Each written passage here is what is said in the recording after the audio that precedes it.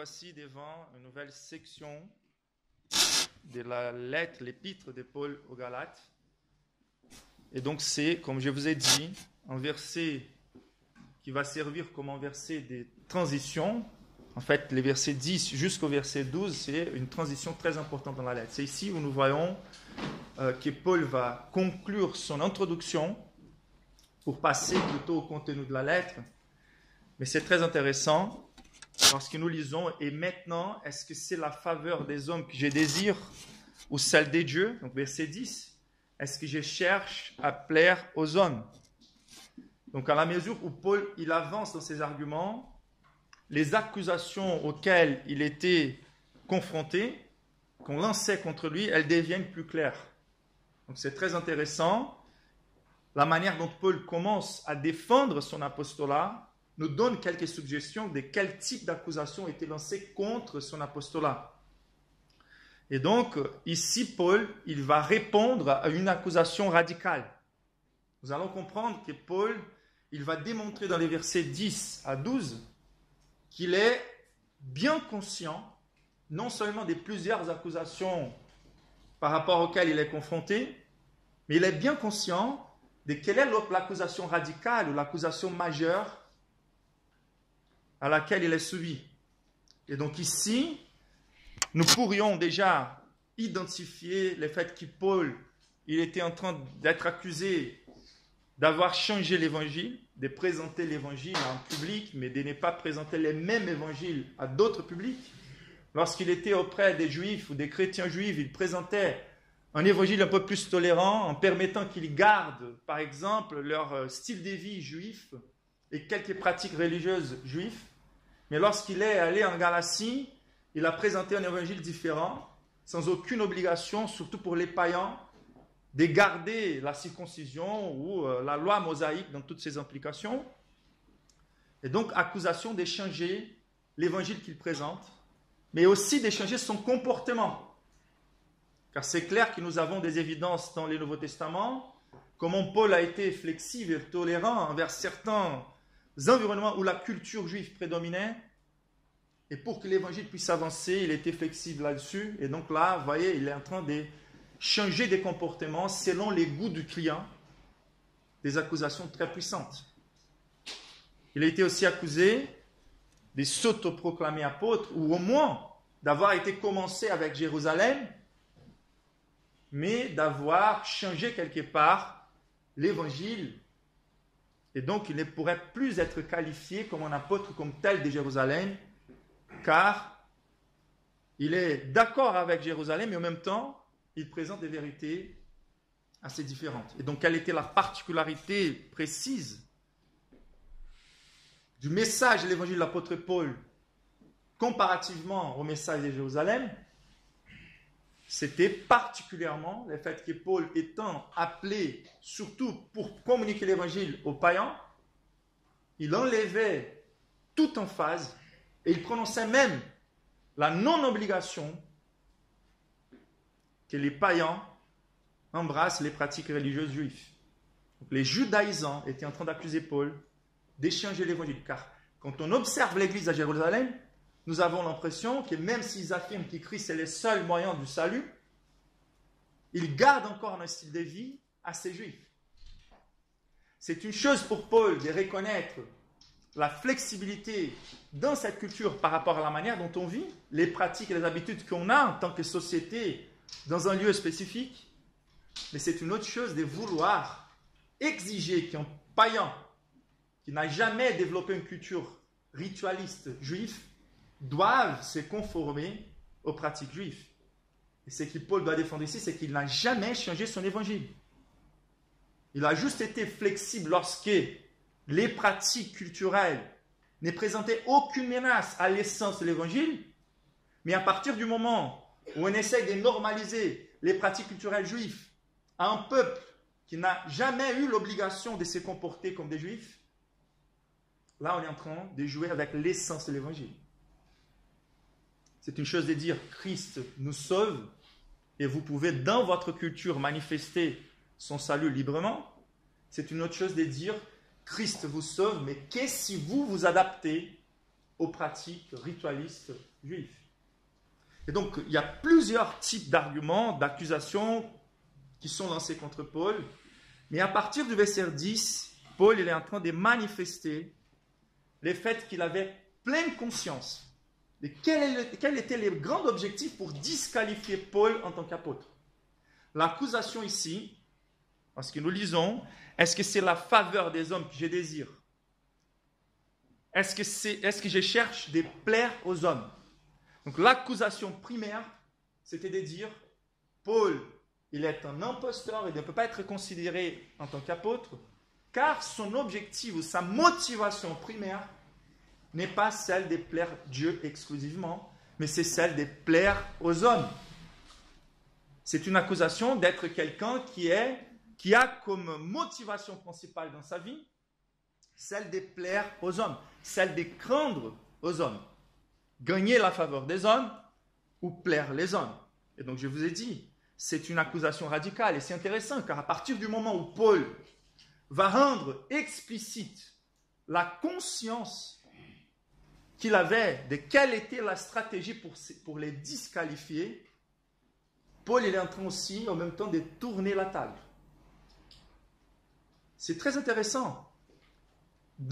Et c'est tout simplement glorieux, rien que par la structure de cette argumentation, Paul il est en train de nous démontrer que l'une des manières les plus efficaces de nous protéger des fausses accusations, de défendre l'authenticité de notre intégrité et de notre service à Christ, c'est de nous avancer non seulement à la surface des questions, tout comme Jésus le faisait, mais de nous adresser aux présupposés radicaux des questions. Peut-être même ces oppositeurs n'étaient pas si conscients de quel était leur objectif avec toutes les accusations qu'ils faisaient contre Paul. Mais à partir du moment où Paul va répondre à la racine de la question, et voilà pourquoi nous voyons parfois Paul donne l'impression qu'il est en train de se dévier d'une question frontale afin de répondre à une question fondamentale qui à la fois va exterminer avec plusieurs questions en même temps. Car si Paul peut prouver qu'il n'est pas en train de vouloir plaire les hommes ou craindre les hommes, mais qu'il est un vrai serviteur du Christ, son apostolat est complètement indiscutable, défendu. Et donc là, à partir du moment où Paul il s'adresse à la question radicale, il est en même temps en train d'exposer les risques et nous donner des paramètres pour évaluer même les accusateurs.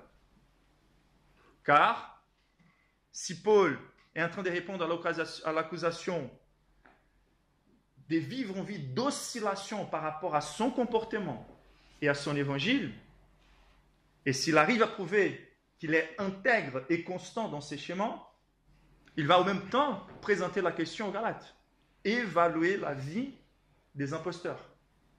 Est-ce qu'ils sont oscillants ou constants? Et s'ils sont constants, et c'est ça qui est important à ces points, quelle est leur position dans cette constance? Donc, attention, Paul, pendant que sa célébrité était connue avant sa conversion, il était quelqu'un qui cherchait à plaire la communauté juive. Et Paul est en train de dire, oui, il y a eu un grand changement dans ma vie, mais ces grands changements dans ma vie, c'était d'une fois pour toutes. Et plus aucune oscillation. Par contre, il y a une constance dans la vie des imposteurs. Ils sont toujours en train de vouloir plaire les pharisiens. Au chapitre 6, Paul va dire que ceux qui voulaient circoncire les Galates étaient ceux qui cherchaient à éviter la persécution des Juifs.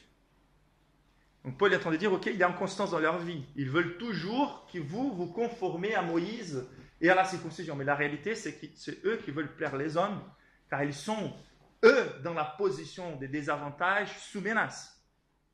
Et voilà comment ils veulent répondre. En même temps,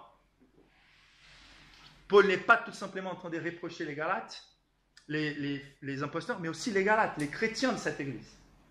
Car s'il est en train de présenter les faits qu'il est un vrai serviteur et qu'il n'a eu aucun changement dans sa procédure depuis sa conversion, c'est que Paul est en train de dire qui ici peut être accusé d'oscillation dans l'évangile?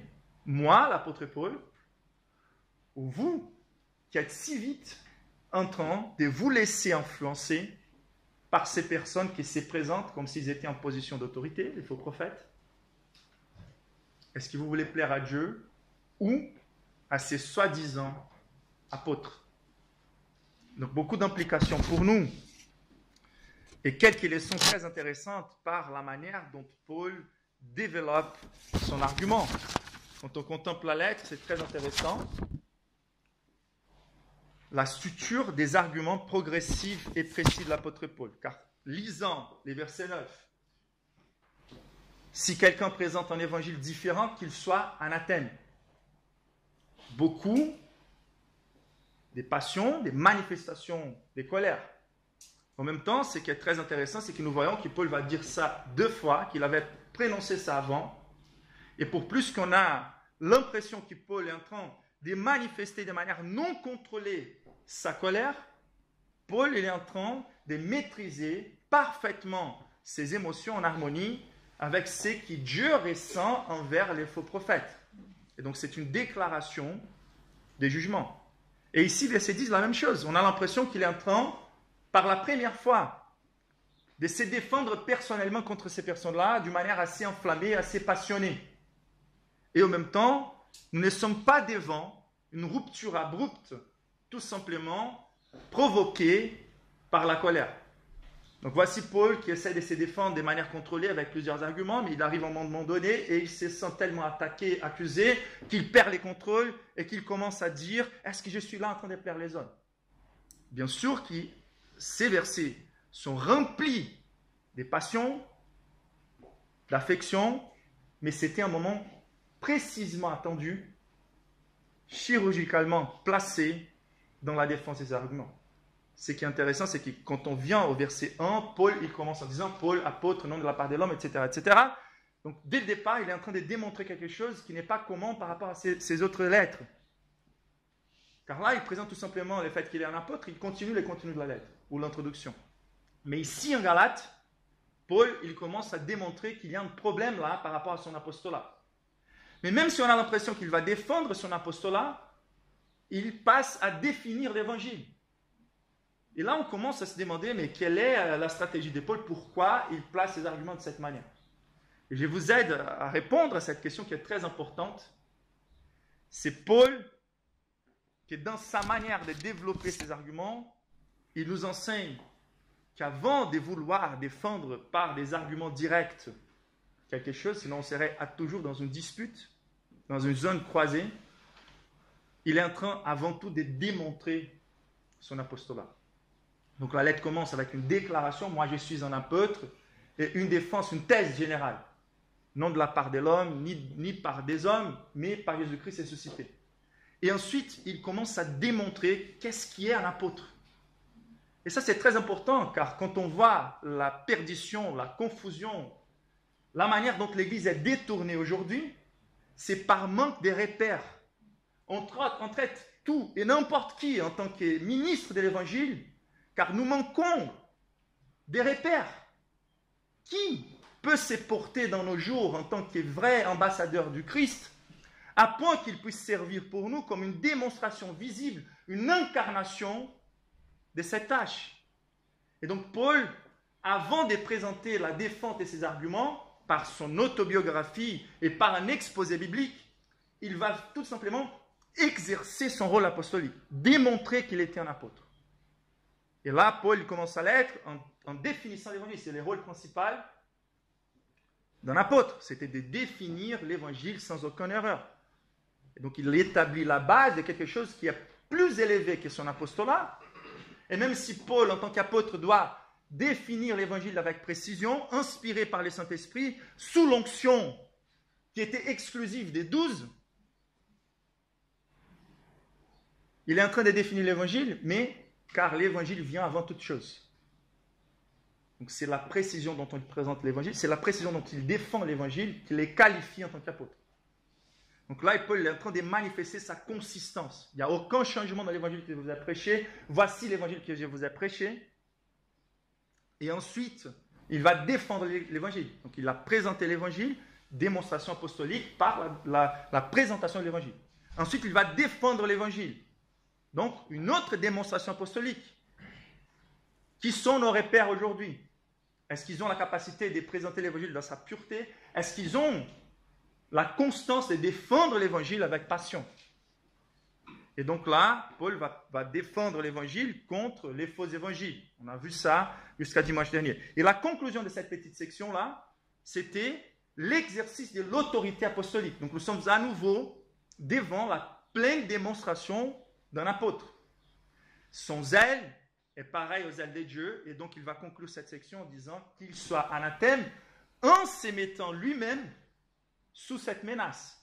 Si même moi ou un ange venant du ciel vous présente un évangile différent, qu'il soit anathème.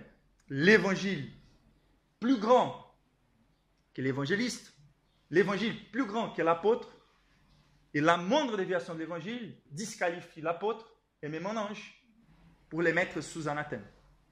Et donc, en démontrant, attention à la progressivité des arguments de Paul ici, en démontrant, en manifestant, en se portant en tant qu'apôtre, Paul, il démontre la consistance de sa vie, car il n'a non seulement prêché l'évangile, ce même évangile, aux Galates, lorsque l'occasion était favorable, lorsqu'il n'y avait aucun judaïsant entre eux, mais maintenant, même sous accusation des Galates, Paul, il est en train de présenter les mêmes évangiles. Et en plus de présenter les mêmes évangiles, Paul, il est en train de confronter directement ceux qui pourraient porter du risque envers sa vie, ceux qui pourraient les persécuter, pour démontrer que peu importe les niveaux de pressions humains auxquels je puisse subir, ma procédure sera toujours la même, car mon objectif, c'est tout simplement de plaire Dieu et non les hommes.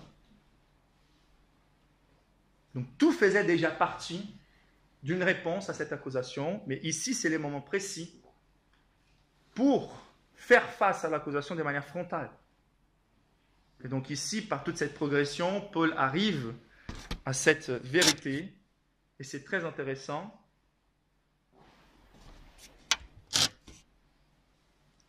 Première vérité qu'on puisse garder rien que par l'observation de la structure de la lettre, et voilà pourquoi la parole de Dieu elle est si magistrale, car rien que par l'observation de la structure, nous apprenons non seulement les contenus de l'évangile, mais comment nous porter face aux difficultés de la vie, comment procéder. Et donc ici, c'est l'importance que nos arguments, car si on va sortir à notre propre défense qui est par des arguments, ça ne sera si efficace. Mais c'est l'importance que nos arguments soient couplés avec notre comportement. Nous pouvons utiliser plein d'arguments pour déclarer que nous sommes chrétiens, que nous sommes fidèles à Christ. Mais la manière dont nous portons va démontrer aussi, ou va préparer les terrains pour que les personnes fassent confiance à ce qu'on dit. Une autre chose très intéressante, c'est que par la suite, Paul va coupler aussi son testament, son témoignage. Il va lister les faits. Donc, les Galates sont vulnérables à la lecture que les faux apôtres sont en train de faire par rapport à Paul. Donc, vous avez déjà entendu comment était la vie de Paul, la conversion de Paul et sa procédure. Mais vous êtes en train d'entendre l'interprétation des faits historiques par la perspective des imposteurs. Et donc, permettez-moi raconter ma procédure, ma vie, comment les choses se sont passées. Donc, la partie autobiographique qu'on verra à partir du dimanche prochain va servir à confirmer davantage non seulement la démonstration présente de son comportement, mais de vous démontrer vers les passés comment mon témoignage manifeste cette constance dans ma vie en tant que chrétien. Et donc, le fait que notre vie doit être là pour étayer les arguments qu'on vise présenter et les comportements. Et là, c'est super en fait, car bien sûr qu'il y en a plusieurs personnes qui sont tellement théâtriques qu'ils ont la capacité même de faire semblant et tromper plusieurs personnes. Mais l'équilibre et la précision et l'évidence d'authenticité chez un homme de Dieu, elle est évidente et claire lorsque nous sommes devant un ministre de l'Évangile, authentiquement appelé par Dieu. Donc sa vie, son comportement sont des repères. Nous avons besoin des repères, des vrais ministres du Christ qui partagent les mêmes affections que Christ et qui ont une constance dans leur vie. Et donc par là, nous contemplons que nous n'avons aucune inconsistance, aucune autorité. C'est plus ou moins comme l'argument Steve Lawson il porte par rapport aux Écritures. Nous pouvons prendre plusieurs arguments pour convaincre les personnes que les Écritures sont inspirées. Mais selon l'argument de Lawson, il va dire les Écritures, c'est comme un lion dans un cage. Nous n'avons pas besoin de convaincre aux personnes que le lion est puissant ou dangereux. Nous avons tout simplement besoin d'ouvrir la porte. Et c'est la même chose. La meilleure manière de démontrer l'inspiration des Écritures, l'autorité des Écritures, n'est pas citant, présentant des arguments pour corroborer son inspiration, mais c'est tout simplement prêcher, proclamer la parole de Dieu. Et c'est aussi la raison pour laquelle nous aimons, ou nous aimerons que les conférences pour nouvelles puissent accomplir cet objectif. Car on a la conscience qu'il y a la tentation pour toute l'Église, que nos générations et les obstacles de chaque génération puissent jouer une influence pour rendre l'Église timide et vouloir adapter l'Évangile au goût du client. Et notre emphase sur les conférences, c'est véritablement qu'on puisse faire confiance à la tâche d'héros, de proclamer la vérité, de démontrer. Nous voulons que les conférences ne soient pas tout simplement un lieu où les contenus purs de l'Évangile soient proclamés, mais un lieu où nous puissions avoir des repères et de voir la démonstration de la proclamation de l'Évangile. Apprendre par la vie des hommes, des dieux authentiques dans la proclamation de l'Évangile, comment nous devrions avoir pour repère des personnes qui puissent proclamer comme des héros, comme des ambassadeurs. Notre leçon dès le point de départ, non seulement que nos arguments doivent être couplés avec les comportements apostoliques, mais nous devons aussi chercher un équilibre authentique entre nos affections et nos arguments. L'authenticité et l'efficacité. Donc les lieux que ces ailes d'épaule jouent pour qu'il soit reconnu comme un vrai ambassadeur, pour qu'il soit reconnu. Ce n'est pas possible que quelqu'un qui dise être serviteur du Christ, ambassadeur du Christ, représentant du Christ, ne partage pas ses affections. Qu'il parle, qu'il prêche de manière apathique. Il soit toujours en train de transférer des informations sans aucune passion, sans aucune doxologie. Car Paul, quelqu'un qui respirait les menaces en colère contre l'Église du Christ avant sa conversion, il est devenu quelqu'un qui respirait de l'adoration à chaque fois où il méditait en Jésus-Christ. Donc là, c'était quelqu'un qui était toujours émerveillé et qui avait un zèle très constant. Et donc ici, nous passons au contenu précis de cette défense de l'apôtre Paul, de cette accusation radicale et majeure, comme quoi il était quelqu'un qui était là pour prendre les hommes ou plaire les hommes. Donc la vérité centrale pour nous aujourd'hui, ou la vérité que Paul vise à communiquer ici, c'est que Paul est en train de nous enseigner que la personne dont le moteur principal de sa vie est de plaire les hommes ou prendre les hommes ne fera jamais un bon serviteur du Christ. Et c'est dit à nouveau, si je plaisais encore aux hommes, je ne serais pas serviteur du Christ. Si l'inconstance de notre vie, de notre intégrité vis-à-vis de l'Évangile, de l'attachement que nous avons à la pureté du message de l'Évangile, de notre prédisposition à défendre l'Évangile dans sa pureté, si nous nous empêchons de confronter là où l'Évangile faux est prêché, où le vrai Évangile est tordu, nous devons poser la question, qui est le moteur principal de ma vie? Quel est le moteur principal de ma vie? Plaire Dieu ou les hommes? Bien sûr que ça a des implications directes par rapport à l'authenticité de Paul en tant qu'apôtre. C'est évident que ce qui qualifie l'apôtre, c'est cette dévotion non partagée à la pureté de l'évangile, au service du Christ. Mais l'apôtre est un modèle pour nous. Et à partir du moment où il se présente comme un serviteur du Christ, un esclave de Jésus, il démontre que ça devrait qualifier tous les chrétiens. Car nous sommes tous des serviteurs du Christ. Donc nous devrions observer dans nos vies la même prédisposition, même si pas dans la même intensité qu'un apôtre, mais dans la même direction. Donc pour ce qui concerne Paul, il se présente comme ayant pour motivation principale une dévotion pas partagée et pas passible des partages pour plaire Dieu. Et c'est important, j'ai fait exprès d'utiliser ces deux manières de manifester la notion. Donc, pas partagée, c'est-à-dire, c'est une dévotion qui est manifestée pendant toute la vie de l'apôtre Paul dès sa conversion. C'est quelqu'un qui ne va pas partager sa consécration, sa dévotion à plaire Jésus-Christ. Mais dans les cas des apôtres, ce n'est même pas partageable. Car derrière cette vie vécue de manière irréprochable, dans la position d'apôtre, il y a une œuvre de Dieu gracieuse qui les a qualifiés à cette position. Voilà pourquoi mon intérêt dans les 2 prochains dimanches, aujourd'hui et les prochains, c'est que nous puissions répondre à 2 questions principales. La première, c'est quelles sont les évidences d'une dévotion non partagée à plaire Christ? Et qu'est-ce qui peut provoquer une allégeance pas passible des partages? Qu'est-ce que Dieu a opéré dans la vie de l'apôtre Paul? Quelle était l'expérience de Paul qui l'a qualifié à vivre de cette manière? Et bien sûr que nous allons trouver des principes pour guider nos vies en répondant à ces 2 questions.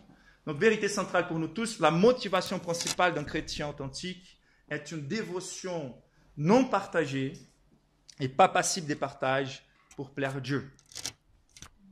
Et nous allons considérer donc la première question aujourd'hui. Quelles sont les évidences d'une dévotion non partagée à plaire Christ? Et la première réponse, c'est la crainte de Dieu. La première évidence d'une dévotion non partagée à Christ, c'est de craindre plus Dieu que les hommes. C'est de craindre Dieu authentiquement. Et c'est ça que nous trouvons dans les versets 10. Et maintenant, est-ce que c'est la faveur des hommes que je désire? Donc, nous avons traduit par la faveur en termes dans l'original qui a la signification d'apaiser, de concilier, mais aussi de gagner la faveur. Donc c'est Paul qui présuppose ici par ces versets la notion de l'autorité de Dieu ou l'autorité des hommes. Quelle est la motivation principale pour nous de nous porter dans la vie, de croire à ce qu'on croit, de défendre ou non ce qu'on dit croire? Qu'est-ce qui est les moteurs primaires de notre vie? Est-ce que c'est une crainte envers les hommes ou une crainte envers Dieu? Est-ce que je suis soucié en fait des conséquences que je puisse subir dans ma vie par rapport à ma procédure? Des conséquences qui puissent être infligées par les hommes ou des conséquences qui puissent être infligées par Dieu lui-même? Ou quels sont les bénéfices que je peux acquérir dans ma vie? Gagner la faveur, l'approbation, c'est un autre terme très important. Qui doit déterminer la motivation pour déterminer toute ma vie? C'est l'approbation des dieux ou l'approbation des hommes. Et donc, c'est clair ici que Paul, il n'est pas en train de définir des conditions pour conquérir la faveur des dieux en termes de rédemption, mais bien sûr qu'il est en train de parler de son apostolat, qualifié ou disqualifié en tant que serviteur dans ces rôles si importants. Paul ne parle pas de la possibilité d'être disqualifié en tant que chrétien. Et bien sûr que la tâche apostolique véritable n'est pas passible de disqualification non plus. Voilà pourquoi elle est définie. Nous n'avons plus des apôtres aujourd'hui. C'est toujours important de rappeler. Et donc, devant les accusations auxquelles il était soumis, Paul est en train de répondre. Et il est en train de pointer envers quelque chose de très important. Donc là, c'est par rapport à sa rédévabilité qu'il est en train de dire en tant qu'apôtre. Ce n'est pas en question de conquérir la faveur des dieux pour les saluts. C'est sa procédure en tant qu'apôtre qui est en question. Donc, comme nous, des vrais chrétiens, nous devons procéder. même après la conversion, même avec toute l'assurance d'avoir été sauvé d'une fois pour toutes. Car comme Paul va prier pour les Philippiens et comme il va présenter à plusieurs reprises, il a la conscience que même après la conversion, nous serons tous jugés par les œuvres. Donc on n'a pas la capacité de comprendre très bien ces jugements qui va parler d'une récompense que la grâce de Dieu va couronner nous-mêmes par les œuvres qu'on a faites par sa propre grâce. Et il y aura un jugement même pour les chrétiens. Il y a aussi la possibilité de souffrir des disciplines dans les présents. Et donc Paul il est en train de parler de cette rédavabilité. Est-ce que j'ai craint plutôt à Dieu ou j'ai craint les hommes? Quelle est l'approbation que je cherche dans ma vie? Et donc, l'accusation, elle est très claire.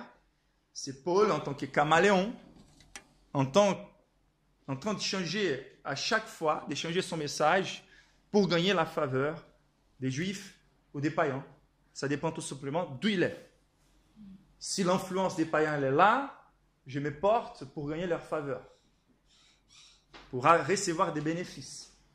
Si ce sont les Juifs qui sont là, si je suis à Jérusalem, je me porte pour gagner leur faveur. J'ai peur de leurs menaces ici, j'ai peur de leurs menaces là-bas, et donc j'échange des comportements ou des messages selon l'environnement, selon les menaces, selon la place d'autorité qui est là où je suis. Car quand on pense à gagner la faveur, à nouveau, à l'approbation, on pense à la notion d'autorité, ce qui devrait provoquer la crainte, la conscience de rédevabilité. La tentation pour nous, nous comprenons tous, c'est la tentation de vouloir être approuvé par des personnes qui exercent la plus grande autorité sur nos vies. Ça peut être à la maison, papa et maman, ça peut être dans la société, mon chef, à l'université ou à l'école, mes professeurs, ou aux autorités même de l'État, les juges, les policiers, etc. Donc ce sont des personnes qui ont de l'autorité. Par crainte de recevoir une amende, si on a oublié de faire les clignotants ou d'arrêter ou de mettre la ceinture, on les fait très vite parce qu'on voit ou qu'on a la perception de l'approche du policier. C'est la même chose. La manière dont on est en train de se porter à l'église, en tant qu'hypocrite parfois, par une inconstance dans notre moralité, par la saleté de nos conversations. Et là, les pasteurs s'approchent, on a la crainte, on change la conversation. Et tout cela pour démontrer en fait qu'à la fin, ce n'est pas Dieu vraiment qui est la préoccupation majeure de nos vies. Ce n'est pas Dieu que nous craignons, car si nous avions la conscience que nous sommes à chaque instant devant les yeux de Dieu, notre intégrité dans la foi serait plus constante. Et ces implications sont très importantes. Car la crainte des hommes à cause de leur position d'autorité, c'est la considération du fait qu'ils peuvent nous favoriser ou nous disqualifier, ou nous punir, nous approuver ou nous disqualifier. Et ça porte beaucoup de poids d'une manière très déterminante pour plusieurs personnes. On a déjà entendu parler des témoignages des personnes qui ont délaissé des sectes et qui n'ont qu'à rester dans une secte pour si longtemps à cause de la peur qu'ils avaient d'être publiquement reprochés lorsqu'ils étaient conscients en fait, que Dieu exigeait de lui une obéissance que la communauté ne validait pas. Donc l'autorité corrompue de ces sectes joue de la pression sur les membres, car ils donnent l'impression, comme c'est judaïsant, d'être dans une position d'autorité religieuse. C'est comme tous les systèmes catholiques et plusieurs sectes chrétiennes jusqu'à aujourd'hui. Ils jouent avec la crainte, les poids dans la conscience. Et donc ces personnes-là deviennent des otages de cette communauté, car au fond de leur cœur, et donc ils ne sont pas excusables totalement, ils ont plus la crainte de ces hommes-là que la crainte de Dieu. Et dans leur témoignage, on entend ça, mais j'ai lisé la Bible et j'ai vu que la Bible m'enseigne clairement que l'évangile prêché par la parole de Dieu est différent de l'évangile de ces églises-là. Mais j'ai vu comment ils ont traité cette personne qui a osé confronter leur enseignement. Et j'ai eu peur. Donc, confronter. Donc, nous voyons les moments où nous hésitons de confronter, par exemple, un comportement immoral. Donc, dans l'occasion d'un comportement immoral, nous sommes devant les besoins des confrontés, pour les biens du peuple, pour les biens de tous. Mais parfois, pour maintenir notre position, pour maintenir la faveur, nous préférons de cacher nos convictions et d'agir de manière contraire à nos convictions. Dans la décision de plusieurs, et moi j'ai déjà eu l'occasion de faire les conseils des amis qui étaient engagés au ministère pastoral, qui ne pourraient pas délaisser leur dénomination, car ils avaient la crainte de ne pas avoir quoi manger, la crainte d'être excommuniés, la crainte de s'engager au renoncement nécessaire pour l'intégrité dans l'évangile, par manque de conviction que Dieu n'allait jamais manquer. Et donc ils sont en train de craindre, et surtout pour ceux qui doivent et veulent s'engager au ministère pastoral, qui ont la vocation pour le ministère pastoral, lorsqu'ils considèrent les risques, les craintes, les besoins des confrontés, s'il s'agit des personnes qui veulent se rassurer plutôt par la faveur des hommes, ce sont des personnes qui hésiteront à les faire. Donc la tentation, elle est compréhensible pour nous tous. L'accusation, c'est de craindre plus les hommes que Dieu. Et Paul, en tant que chrétien en bonne santé, il est en train de démontrer clairement qu'il n'est pas là pour chercher la faveur des hommes. Premier argument, donc verset 10, et maintenant, est-ce que c'est la faveur des hommes que je désire? Et c'est maintenant, il est très intéressant car les commentaristes sont d'accord, la plupart au moins, que c'est un rapport des transitions par rapport à ce qu'il vient de dire et par rapport à ce qu'il va présenter. Et donc, et maintenant, fait référence à cette déclaration anathème. Donc, ce que Paul est en train de démontrer ici, c'est que je n'ai craint qu'une seule personne. Ma crainte majeure, primaire, c'est d'être anathème. C'est de ne pas être qualifié aux yeux de Dieu. C'est véritablement très similaire à ce que Polycarpe a présenté dans son témoignage lorsqu'il est devenu un martyr. Lorsqu'il était menacé par les feux, par les bêtes, l'empyromane qu'il a attrapé et qui exigeait qu'on adore les rois ou l'empereur en tant que Dieu, et donc il était appelé athée car il ne voulait pas adorer l'empereur en tant que Dieu, et menacé par le feu, sa réponse finale était: vous me menacez avec un feu qui dure pendant 1 heure, et après il s'étend, mais le feu éternel de l'enfer, qui ne s'étend jamais, vous les méprisez. Pourquoi vous êtes en train de vous tarder si tant à allumer le feu? C'est-à-dire, les secrets de quelqu'un qui intègre dans son service à Christ, à Dieu, c'est quelqu'un qui avant tout a la crainte de Dieu toujours fraîche devant ses yeux, devant son cœur. Et donc là, Paul est en train de dire, si je risque de me mettre moi-même sous la menace de la pire condamnation, si j'échange l'évangile, je suis anathème. Et en même temps, si je suis en train de déclarer ça de manière si ouverte, donc non seulement Paul est en train de déclarer que sa seule crainte était celle de Dieu, mais il était en train aussi de confronter aux imposteurs et aux Galates. Et il est en train de dire, est-ce que mon discours vous semble un discours de celui qui est préoccupé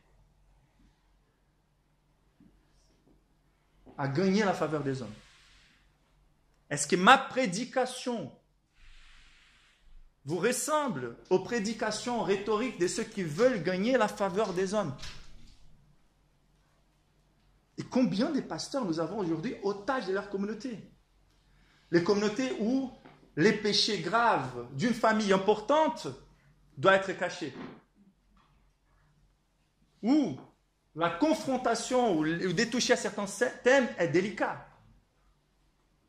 Où la crainte de la culture ou de l'État.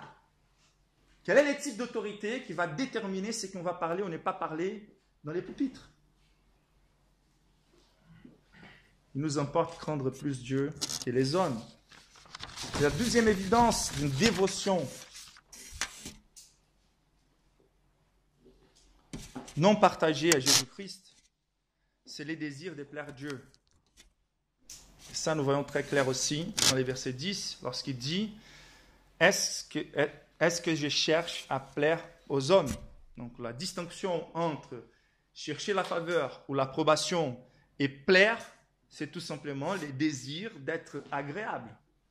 C'est les désirs de plaire. Donc ici, nous ne sommes plus devant tout simplement la question des craintes. Nous sommes devant ces désirs que nous avons tous en fait, d'être plaisants au maximum des personnes possibles et surtout de plaire surtout les personnes qui sont les plus influentes pour nous. C'est une tentation terrifiante. C'est une tentation capable de corrompre l'intégrité même doctrinaire. Même lorsque nous sommes en train d'étudier la Bible. Et même si nous sommes depuis longtemps en contact avec des personnes importantes pour nous, qu'on a appris à apprécier, si nous sommes attachés à une tradition, et c'est assez piégeant en fait la question, car les commentaristes vont mettre l'emphase dans les deux choses, c'est d'un côté les désirs de plaire ceux qui sont les plus influents pour nous, c'est-à-dire de faire de ces personnes un idole, plus important que plaire Christ. Si je veux plaire ces personnes-là, je ne peux pas changer d'avis, des doctrines, je ne peux pas avoir un comportement qui puisse les déplaire, mais c'est aussi de l'autre côté les désirs d'être plaisants à tous, donc c'est-à-dire de faire de nous-mêmes l'idole, soit l'orgueil de vouloir plaire à tous, soit l'insécurité de vouloir plaire aux personnes qui sont les plus influentes pour nous et de considérer comment ces personnes s'éloigneraient de nous, comment elles manifesteraient leur déplaisir dans nos vies, dans nos comportements, car on a plutôt préféré de plaire les Christ. Quelle tentation! Et donc si nous avons pu parler des autorités sur nos vies, nous pouvons parler aussi des personnes qui sont des repères pour nous, qui sont influentes pour nous à cause de leur diplôme, à cause de leur position, à cause de l'aspect brillant dont ils ont réussi dans leur vie, le fait qu'ils soient des célébrités ou des personnes populaires. Comment pourrais-je oser à confronter ou à corriger cette personne qui a la capacité de plaire les multitudes? Ou comment pourrais-je renoncer à ma tradition, renoncer à une amitié si longue? Ces personnes qui ont de l'influence sur ma vie et qui je cherche à plaire plus à ces personnes que Dieu lui-même. Donc tous les systèmes des sectes et surtout les systèmes des judaïsants sont basés sur ces deux piliers: provoquer la crainte et provoquer les désirs dans le cœur de ces personnes de plaire. Voilà pourquoi les églises sont invitées aujourd'hui à étudier plus la culture, à étudier plus la philosophie, à étudier plus la sociologie que la parole de Dieu. Voilà pourquoi on est encouragé plutôt à plaire les attentes humaines, étudier les statistiques de comment les églises vont grandir. On est plutôt en train de consulter les morts pour déterminer ce qui va se passer dans un culte public. Quels sont les éléments du culte? Nous voulons tellement plaire les hommes qu'on a fait l'église devenir un centre de divertissement. Donc ici, nous sommes devant des moments qui peuvent être très coûteux pour les chrétiens intègres. Risquer de déplaire aux hommes pour plaire à Dieu. Il y a certaines vérités que nous ne pouvons pas laisser de dire sans déplaire Dieu. Et ces mêmes vérités, nous ne pouvons pas les dire sans déplaire les hommes. Et l'intégrité d'un ministre du Christ, c'est de ne pas hésiter lorsqu'il est confronté. Ce n'est pas un désir absolu de vouloir déplaire aux hommes. Car là, on pouvait parler aussi des manques de sagesse, des prédicateurs qui sont orgueilleux et ravis d'être toujours en train de se mettre dans des disputes, des confrontations. Donc Paul, il était très flexible par rapport à toutes les erreurs qui ne concernaient pas l'altération de l'essence de l'évangile. Par contre, quand l'évangile, les saluts des hommes étaient en jeu, il n'hésitait pas à plaire plutôt Dieu que les hommes. Dans les grandes choses dans nos vies, dans les petites choses dans nos vies, nous devons poser la question, qu'est-ce qui détermine mon changement des comportements? Qu'est-ce qui détermine la manière dont j'embrasse certaines vérités bibliques, dont je change des positions? Car l'orgueil est là aussi. Donc, Lloyd Jones, c'est très intéressant par rapport à Romains 7. C'est un texte des grandes disputes au long de l'histoire de l'Église par rapport à certaines précisions. Et même si la position d'Augustin, donc Augustin, il a changé des positions par rapport à ces points spécifiques. Même si les changements de sa position étaient quelque chose qui n'allait pas en conformité avec la conviction de Martyn Lloyd-Jones, il a su apprécier énormément les changements de position d'Augustin. Car c'est très difficile pour un être humain, comme nous sommes tous tentés à vouloir cadrer notre orgueil, même par rapport à nos positions théologiques. Jones, il va dire, c'est très remarquable de voir comment Augustin, ces grands théologiens de l'histoire, l'un des plus grands théologiens de l'histoire, il a publiquement changé sa position par rapport à cet égard. Même en ayant reçu une autre tradition, même en ayant gardé une position pendant longtemps, la seule chose qui peut nous empêcher d'échanger des positions lorsque nous sommes plutôt convaincus par la parole de Dieu, c'est la volonté de nous plaire. C'est la volonté de plaire les hommes, les traditions. Et la question qu'on doit se poser toujours au fond de nos cœurs, devant les différentes positions théologiques, c'est: est-ce que c'est le Christ lui-même qui est en train de déterminer ma position? Ou est-ce que c'est l'influence des hommes qui sont peut-être influents pour moi, appréciables pour moi? C'est la question qu'on doit se poser. Changement des doctrines, tout comme Owen aussi, qui a fait la même chose par rapport à sa conviction, par rapport au congrégationalisme. Mais c'est surtout les changements des comportements qui doivent nous concerner en tant que chrétiens. Et donc, quelle est la grande question? Et Paul est en train de démontrer ça clairement. Paul, son seul objectif était de plaire un seul homme, une seule personne. C'était un amour, car si d'un côté, les péchés peuvent être manifestés par les désirs de plaire les hommes, en signifiant autopromotion, je veux devenir plaisante à tous pour m'éprouvoir moi-même, pour me sentir mieux par rapport à moi-même. Si de l'autre côté, ça peut être insécurité en voulant plaire les autres, la réalité, c'est que quand cela concerne les Christ, c'est la manifestation la plus sublime d'amour. Si nous aimons authentiquement quelqu'un, ce qui devient notre obsession, c'est de plaire cette personne qui est si chère pour nous. Et Paul, il n'est pas intéressé à plaire les hommes, il est intéressé à plaire Christ. L'amour, la dévotion volontaire exprimée par sa fidélité. Et donc Paul, il est là en train de dire anathème, c'est-à-dire condamnation, mais anathème avec encore plus les poids des dégoûts, des rejets. Donc anathème, c'était une condamnation dirigée non seulement pour la destruction totale, mais aussi pour manifester les dégoûts des dieux envers ces choses-là. Et donc Paul, quand il considère, si je risque d'échanger l'évangile, ou d'être oscillant par rapport à mon allégeance, d'être inconstant dans mon témoignage, dans ma procédure, dans mes convictions, je risque de déplaire Dieu, de déplaire Jésus-Christ. Et c'est la question qu'on doit poser. Nous cherchons plutôt à plaire Dieu, à plaire Christ, ou à plaire les personnes. Pour le dernier élément que nous voyons ici, encore dans les versets 10, si je plaisais encore aux hommes, je ne serais pas serviteur du Christ. Donc si je plaisais encore, c'est important, c'est encore là, c'est pas comme s'il était en train de reconnaître qu'il a voulu plaire les hommes avant.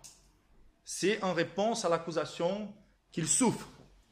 Et l'accusation, c'était: regardez comme Paul persécutait l'Église, était plutôt judaïsant, regardez comme Paul, chez les judaïsants, a gardé quelque part de leur culture et comment il se porte devant vous.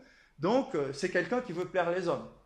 Et donc, il dit, si je plaisais encore aux hommes, je ne serais pas serviteur du Christ. Et le poids de cette présentation, il est énorme. C'est la définition essentielle d'un apôtre, plus intensive que n'importe quel chrétien. Tous les chrétiens sont esclaves du Christ. Mais davantage, les apôtres, ils ont cette nécessité de porter une allégeance non partagée. Et donc, il est un serviteur du Christ avant de mettre l'emphase sur l'importance de son apostolat, comme le font aujourd'hui les faux apôtres. Il est en train de manifester que ce qui détermine véritablement sa qualification en tant qu'apôtre, c'est le fait qu'il est un esclave du Christ.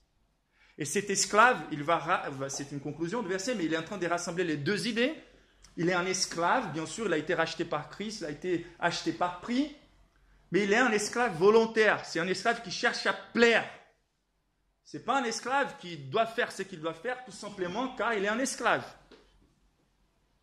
Il veut plaire les Christ, donc c'est volontaire. Cette dévotion a été volontaire de l'apôtre Paul. Et ce qui a rendu Paul un esclave, c'était un achat fait par l'amour du Christ. Et donc, je ne serai pas serviteur du Christ. Ce que Paul est en train de manifester, c'est l'impossibilité, les contrastes entre être gouverné par un principe moteur dans notre vie, de vouloir plaire les hommes et craindre les hommes, et être un vrai, authentique serviteur du Christ. Donc ici, Paul est en train de démontrer comment, non seulement lorsqu'il dit anathème à moi et à n'importe qui, si on change l'évangile, ce que Paul est en train de manifester, c'est que non seulement l'apôtre Paul est en train de s'exposer au risque, et par là, il est en train de démontrer, je ne peux pas être en train de vouloir plaire aux hommes, ni craindre les hommes, car je suis en train de m'exposer au risque. Mais Paul est en train de dire quelque chose par rapport à l'hypothèse, si j'ai plaisir encore aux hommes, mais par contre, il va changer les temps verbal en disant, je ne serai pas un serviteur du Christ. Je ne suis pas. Je ne serai pas, car ça veut dire, je suis un serviteur du Christ. Et par là, Paul est en train de s'avancer à quelque chose qu'il va confirmer au chapitre 6, lorsqu'il va dire, je porte dans mes membres, mon corps, les marques du Christ. Ce que Paul est en train de dire, c'est qu'il a été profondément conscient, depuis son appel, depuis sa conversion, qu'il a été appelé. Jésus a voulu montrer combien il importe à Paul qu'il souffre à cause de l'évangile.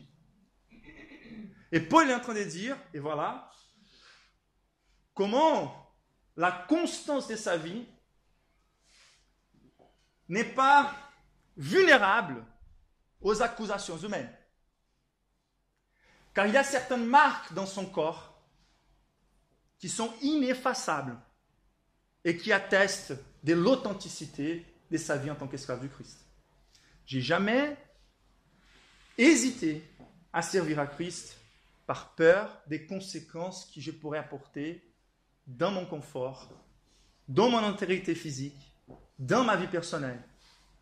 L'apôtre Paul, depuis le début de sa foi, depuis la commission qu'il a reçue, il a toujours été exposé et déjà, après son premier voyage missionnaire, il porte déjà dans son corps les marques du Christ, les marques du fait qu'il est un esclave. Donc la manière la plus sublime, l'évidence la plus grande du fait que nous sommes véritablement dévoués à plaire Dieu, ce sont les renoncements qu'on a traversés dans la vie. C'est la souffrance qu'on a traversée, les humiliations qu'on a traversées.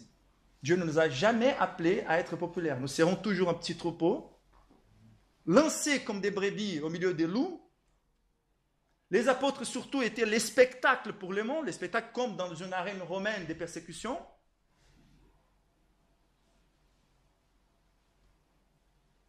Et ce que Paul est en train de dire, voici les modèles d'un vrai esclave du Christ. C'est comme Luther. Ma conscience est esclave de la parole de Dieu. Si vous ne pouvez pas démontrer par la Bible que j'ai tort, je ne peux pas me rétracter. Que Dieu me vienne en aide. C'est comme Nat a présenté dans l'ouverture. C'est Daniel. Donc l'allégeance, elle est tellement profonde envers Dieu qu'il craint plutôt Dieu que la fournaise. Et c'est la manière dont on devrait vivre dans cette vie. Donc la grande leçon pour nous, c'est que la dévotion que nous devrions avoir envers Christ, c'est cette dévotion non partagée à plaire Christ. C'est une dévotion qui est marquée par la crainte de Dieu, qui est marquée par les plaisirs en Dieu